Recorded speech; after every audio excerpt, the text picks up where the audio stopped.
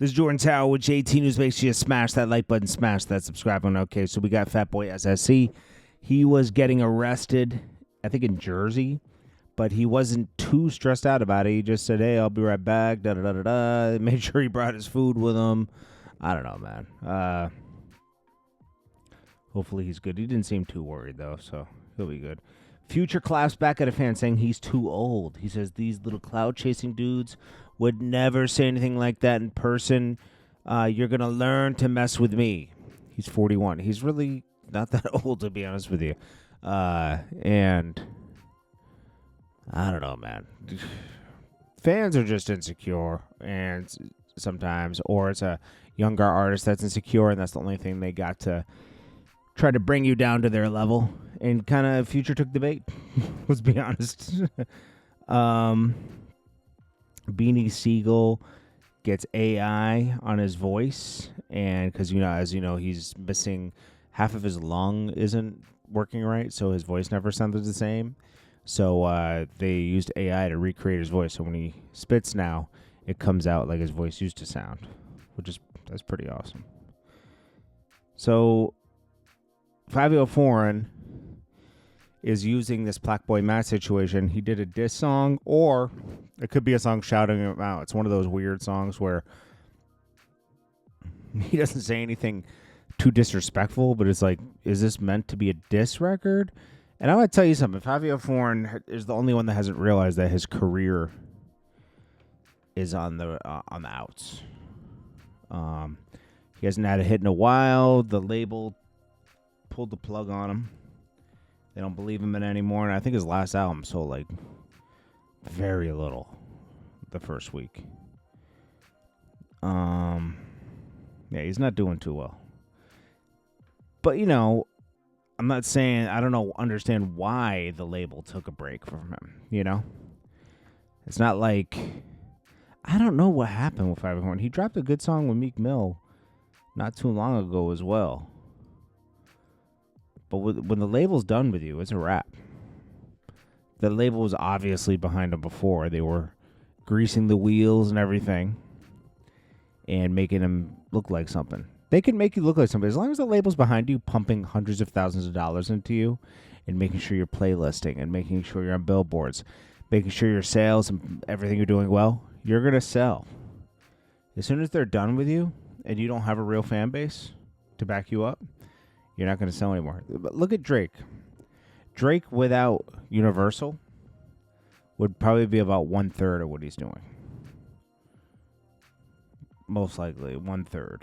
Because a lot of people won't be exposed to his music. They'll pull a lot of funding and a lot of relationships that Drake will start to fall by the side. It's just a fact. I mean, I don't care who you are. The labels are so integrated into everything. Paying for this, paying for that. They have deep relationships where they don't. These other playlists and everything don't want to stop the trickle of money. You're not going to win against a label. Okay, Moni Slaughter. She's from Love and Hip Hop. She's on here talking about. This is the craziest thing. She's not Beyonce. Okay, you're on Love and Hip Hop. You were a Little Fizz's girl. And you have a baby with him from B2K. And you're sitting on here saying, oh, they canceled my fire insurance 3 months ago. I don't know what's she's trying to get in the headlines about the things that are, the fires that are going on in LA, right? So she's like, yeah, cancel. I didn't even know. I called my accountant. Why would you call your accountant? Why would you call your accountant for that? It's not April. You would call your financial manager if you have one. And why would you have one? And why would they be paying your bills? Why would you want a money manager? That's someone who can just steal your money. You don't even have enough money to have a money manager.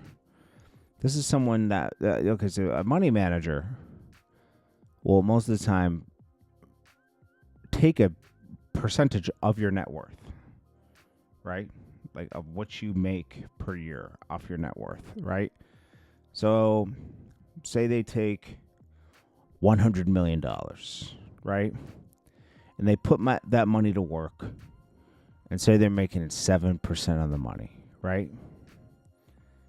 They're going to, so out of 7 million, they're going to take their million or something, you know? They're going to take a good chunk.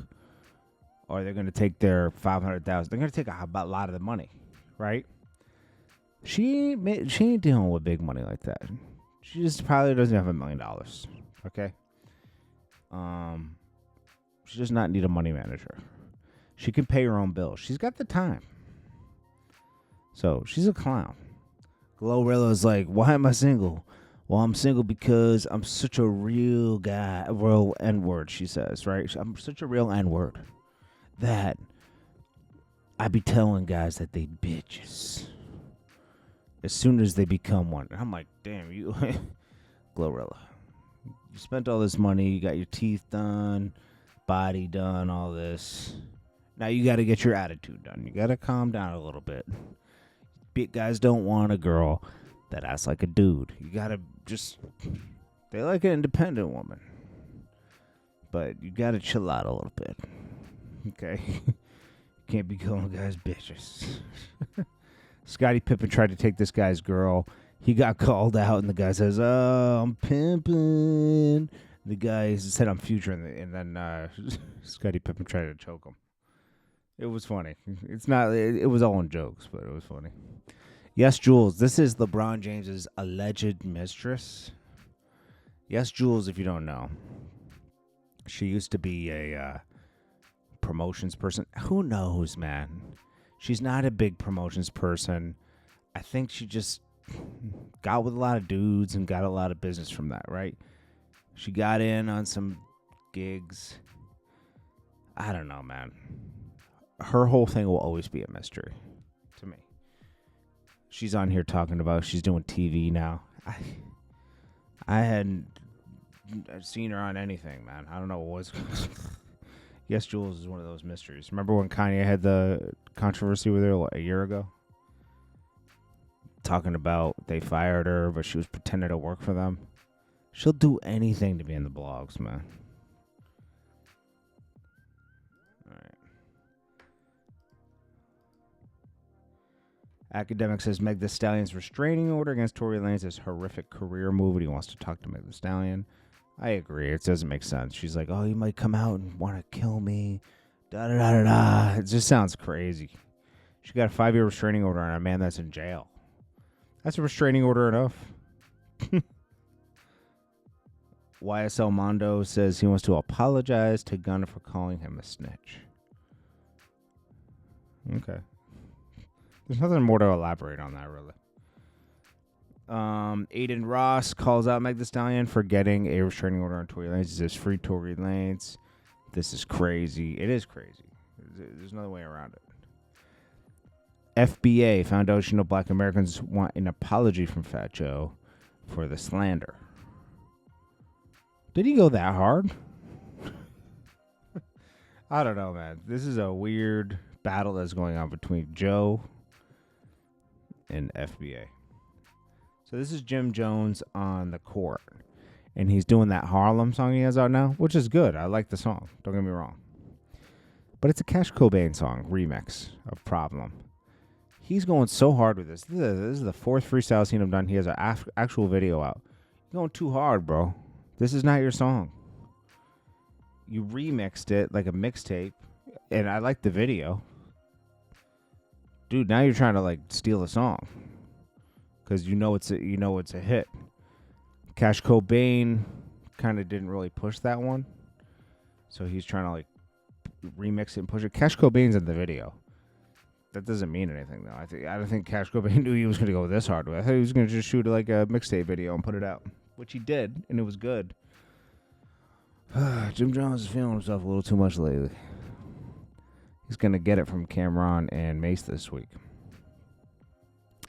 And let's acknowledge that Jay-Z turned Meek Mill's TV off. And this just shows you how the industry is all peyote. Richie Rich was just on Sway in the Morning.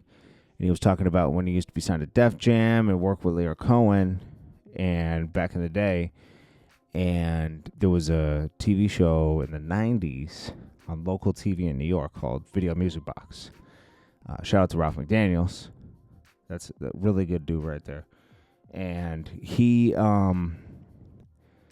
you could pay like a small, I don't know, I forgot how much it was per phone call. Was it $1 or was 50 cents or something like that? And you could vote. And you could vote your video up to number one. Richie Rich put his video out. It went number one. He called Lear Cohen being excited. Lear Cohen says, yeah, we paid for the spot. I'll call you back. And when they met the next time, he said, Lear Cohen had to explain to him, this is just how the music business works. You grease palms, you grease the wheels, pause. And he says, I can make your grandma with the hottest record on the planet in 6 months. Just give me, we'll open the budget. That's interesting. But it's true. Meek Mill's TV got turned off when they dropped it from Rock Nation and Atlantic. Was it Atlantic? Yeah, it was Atlantic, right? Yeah. Then he did the album with Rick Ross, because him and Rick Ross were beefing before that. They did an album on Gamma, which is the same label Sexy Red's on, that Larry Jackson runs, and Drake's friends with Larry Jackson from Apple. And it did okay. It did 30,000 the first week. After that, Meek Mill thought that was too low because he's just doing 100,000 the first week. And he did another album independently, sold less than 5,000 the first week, or 5,000 or less. Meek Mill's TV's been turned off. Rick Ross won't mess with him anymore because you stopped messing with Rick Ross after that album came out. And that was actually one of the better. I was like, okay, Meek's coming back. Meek, you need all the friends you can get right now. I hate to see it to you, man, because you're done to you because you're talented, but you can't get out of your own way. It's crazy. Anyways, this is Jordan Tower with JT News. I appreciate you all. Check you in the next one. Peace. Oh, by the way, the reason I didn't drop so many videos today is because I did get married on Sunday. Back to normal today. Thanks so much. Peace.